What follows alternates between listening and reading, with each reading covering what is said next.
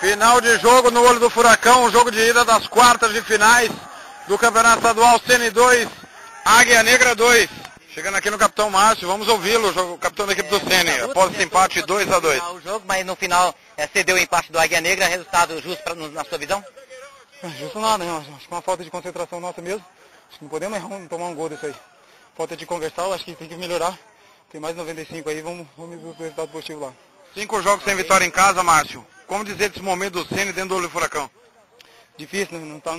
Nós não estávamos acostumados com esse tipo de resultado aqui dentro de casa. Fazia tempo que a gente não saía tropeçando dentro de casa, mas por causa de trabalhar durante a semana, para que a gente possa buscar o resultado positivo fora de casa. É possível ainda reverter essa situação da vantagem do Águia lá em Rio Brilhante? Sem dúvida nenhuma, eles não criaram nenhuma jogada. Você viu que só foi bola parada e uma falha nossa ali individual que acabou acontecendo esse gol aí. Tá aí o capitão Márcio falando desse empate 2-2. Márcio. Legal, aqui com o Márcio. Vamos chegar aqui no atacante da equipe do Águia Negra, o Rincon, que já fala desse empate 2-2 entre Sene e Águia Negra. Você conseguiu tocar para trás e o Guilherme foi feliz em empatar o jogo. Verdade, nós sabíamos que ia predominar a jogada aérea, até porque o campo, a dimensão é bastante curta. Nós já estávamos esperando esse tipo de jogo do Sene. E nós incorporamos a partida, com gás, eliminação. Procuramos colocar um pouco a bola no chão. Às vezes que dava nos colocar, às vezes que não, procurava alçar a bola. Mas o empate foi num lance típico assim, de alçada na área.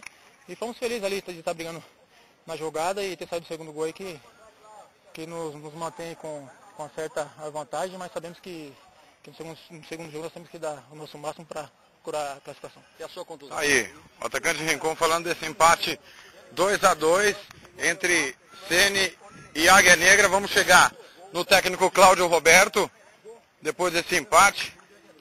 Cláudio, consegue levar a vantagem do empate para Rio Brilhante? Que sua avaliação do jogo, esse empate 2-2 aqui em Campo Grande?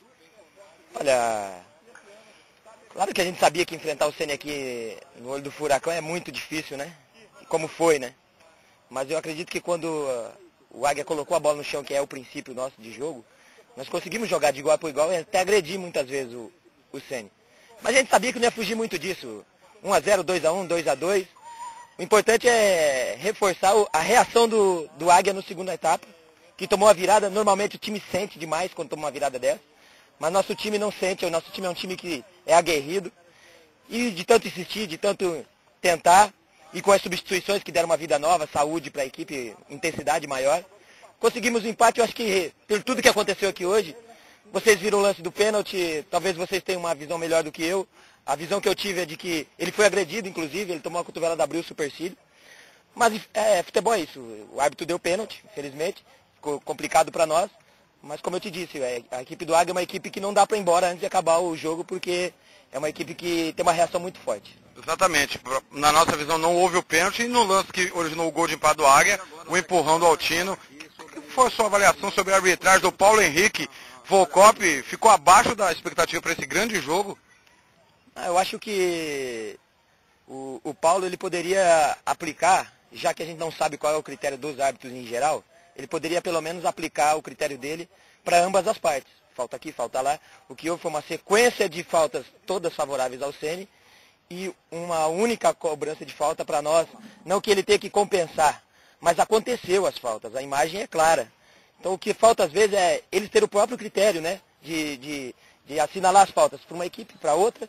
Fora isso, eu não vi problemas maiores com o Paulo. Eu acho até que ele vem crescendo na competição, tendo visto que o começo dele também foi complicado, assim como o nosso lá no Águia. Mas eu acho que é um árbitro de futuro, um árbitro que está nessa posição não é à toa, é um árbitro fino, que acompanha os lances.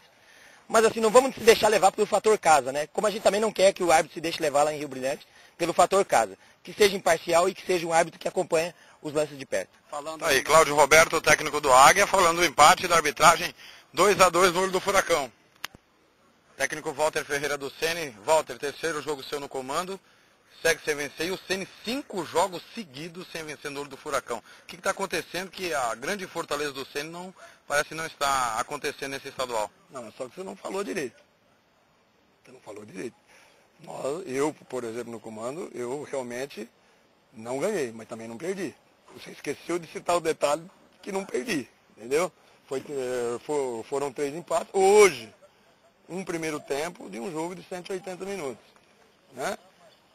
O Águia saiu na frente, nós viramos, né? E depois eles conseguiram empatar o jogo. É um jogo de duas equipes equilibradas, que se equivalem, e detalhes decidem. Como nós empatamos aqui, podemos ganhar lá. Professor, vamos por parte. No intervalo, como é que foi a conversa para o Ceni vir com outra postura e já conseguir virada logo no início do segundo tempo? Não, eles estavam com uma postura tática, né? E que nós só estávamos conseguindo chegar lá em bola parada, e eu tinha que pôr um time mais criativo, mais rápido, mais envolvente. Foi isso que nós apostamos, em vez de ficar só bola aérea, estava muito fácil. E aí nós conseguimos, né? Encaixou bem, conseguimos virar. E eles tiveram a felicidade de empatar, né? Mas só foi o primeiro tempo. O Ceni já aconteceu de eliminar o Águia lá, por que não acontecer de novo? A gente sabe que cada jogo é uma história, né? Mas duas equipes equilibradas. Hoje eu vi realmente que os dois times se equivalem, né? Eu não conhecia o time do Águia, passei a conhecer hoje. E nós também uma equipe que colocamos aí vários jogadores que estrearam, né? E levamos a desvantagem da falta de entrosamento. Mas já para o outro jogo lá, quem sabe a gente já pode contar aí com mais algum jogador, no caso do Pezão, enfim. Né? Então nós estamos vivos. Nós vamos lá para Rio Brilhante para buscar a classificação. Sabemos a dificuldade, que é difícil como era o jogo aqui. Nada mais além do que isso daí.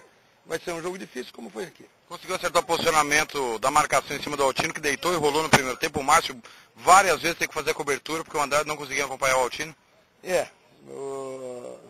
Por ali, todos nós sabemos que o Andrade ele é um jogador ofensivo, mas que tem ali na marcação uma certa deficiência, no caso, na minha opinião, né? Então, realmente, por ali eles conseguiram envolver bem no primeiro tempo. No segundo tempo, acho que nós bloqueamos aquele setor, melhoramos bastante no jogo. Professor, havia a necessidade, a pressa de colocarem vários jogadores estreando hoje? Havia, na minha opinião, havia. Você vê, o Edgar, por exemplo, foi um jogador que estreou, chegou ontem, estreou. Na minha opinião, acho que foi um dos melhores jogadores em campo, se não o melhor, né? Mas,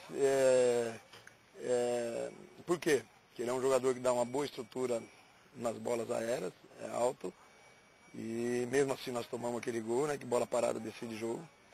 Então, as substituições que nós fizemos, na maneira de entender minha, nós tínhamos que fazer. O que achou da arbitragem, principalmente nos dois lances capitais? O pênalti que ele deu e o que ele deixou de dar, que originou no contragolpe o gol de empate do Águia Negra. O pênalti que ele deu foi a falta. O rapaz realmente fez a falta dentro da área, e dentro da área falta é pênalti. Agora, no começo do jogo, eles empurraram ali o Rafael, que ia fazer o gol, e ele não deu aquele pênalti que depois nós tomamos, né? Acabamos tomando o gol.